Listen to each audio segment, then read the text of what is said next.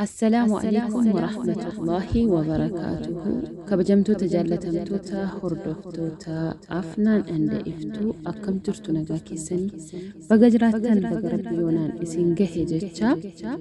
ولا لو جواب دو إسمة تدرين جياتي كيسنا جتو سنيف قبل إنيادي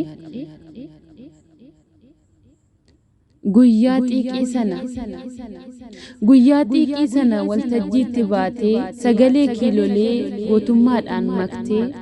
utaaltee garmaamtee jirtuu jettee ijoollee booranaa jirtuu ijoollee gujii jirtuu ijoollee baalee jirtuu ijoollee arsii jirtuu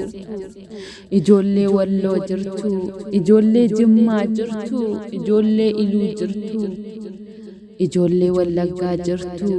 ijoollee tuulamaa jirtuu ijoollee maccaa jirtuu ijoollee oromoo jirtuu jennaan eeyyeen jirra jennee eessa jirtu jennaan bakka saasiftimne achi boolee gubbaa handhuura finfinnee amma dabareen keenya nutu si gaafata hacee gaafatii atoo eessa jirtaa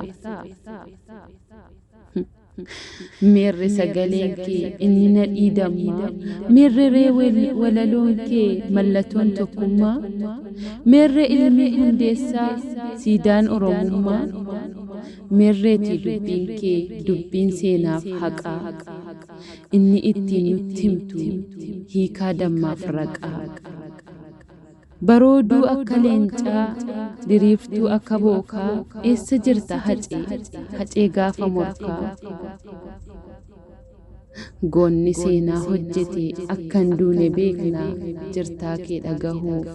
ammayyuu si eegnaa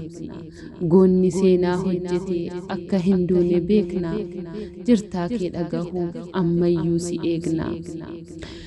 كان فكرت ولا كبجمتو تجلتمتوتا هردوفتوتا أفنان عند إفتو سبسكرايب لايك شير قلتو هندقتنا والججبيسون بريدارا والججبيسون نسنين جدا السلام عليكم ورحمة الله